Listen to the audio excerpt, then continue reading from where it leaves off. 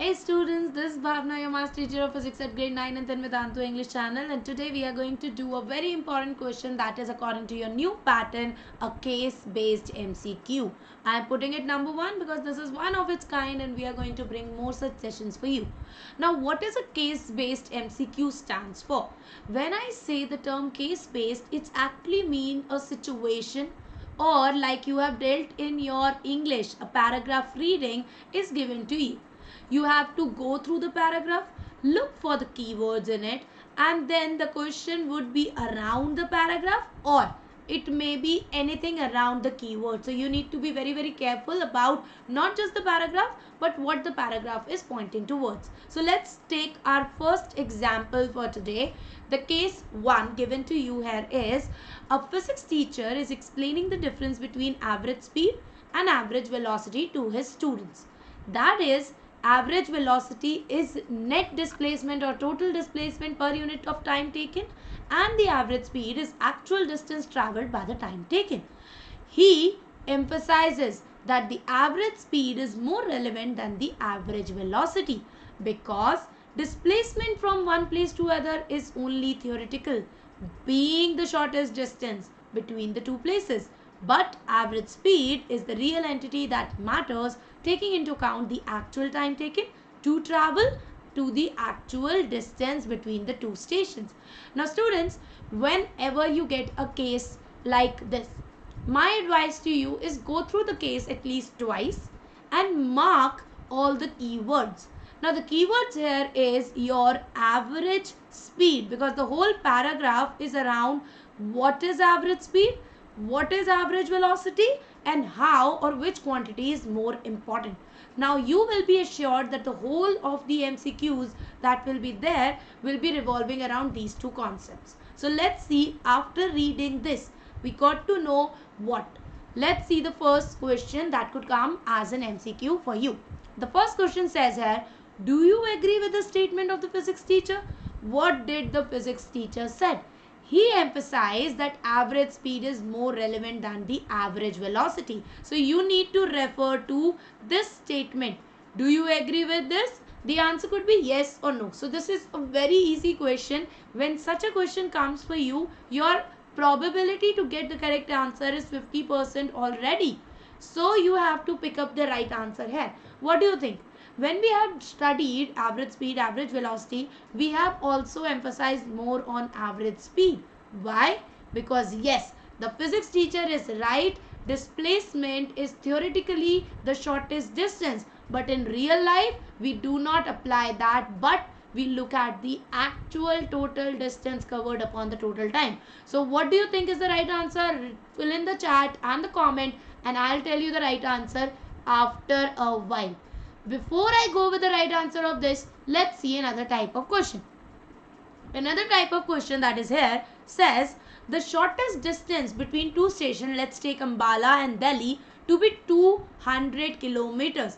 Now in this question, this 200 kilometer is what you need to know. Let's read the question further and then we'll come back to this. A train takes 4 hours to cover the distance of 210 kilometer in going from Ambala to Delhi. Now the distance here reads 210 and the time here reads 4 hours. So I'm just pointing down all the quantity which is given. So if you solve any numerical by writing down what is given, half of the battle is won there. So let's look at what. Another train which is there takes 5 hours and covered 250 kilometer of distance from Ambala to Delhi via Saharanpur. What is the average speed of these two trains? Now what is given to you? Let us start penning down it. I've already marked all the keywords or all the key quantities which I have told you already, right? So let's call these are two trains, train A and train B, right?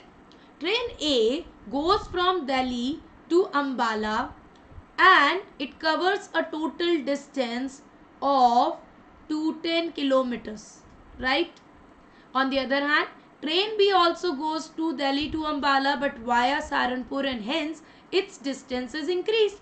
So the distance the second train covers is 250 kilometer. Am I correct till now?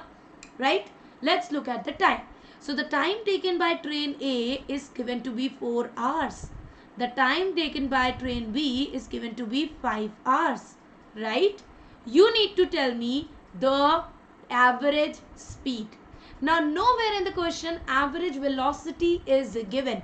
In the question there was one more entity given 200 kilometer, and to give you as a surprise, this quantity has no use in whole of your problem. So sometimes the problem comes like this, which are just the quantities given to confuse you. This quantity would be of use if it would be asking what is the average velocity, because in that case the net displacement or total displacement upon total time is taken, and this 200 kilometers is what, students? This is the shortest distance, that means displacement between Delhi and Ambala, right? So let's just calculate the average speed. What is the formula of average speed?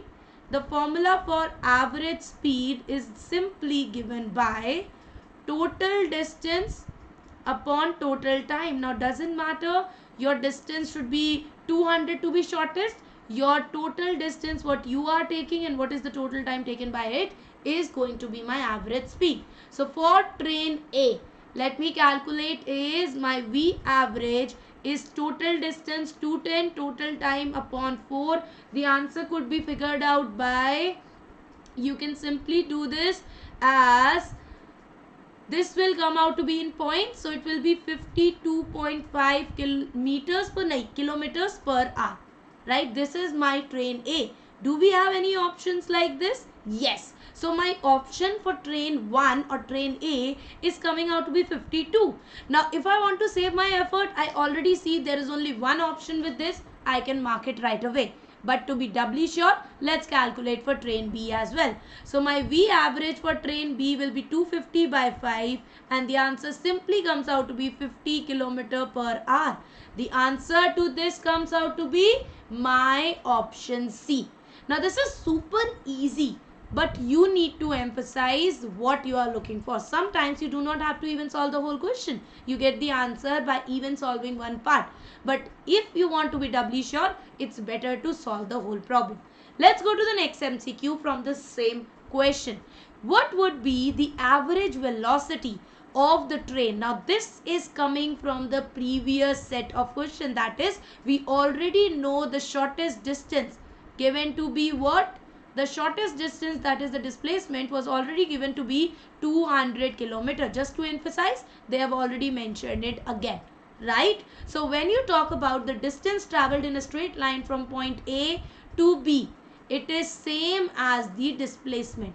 So there are different ways an examiner can pose a question. It can tell you the distance traveled in straight line between 2 points. You will get the answer that it is your displacement. The displacement was already given in the previous question, so we are fetching the information from there. So the shortest distance or my displacement is given to be 200 kilometers. It is said that the train is taking 2.5 hours. You need to calculate the average velocity.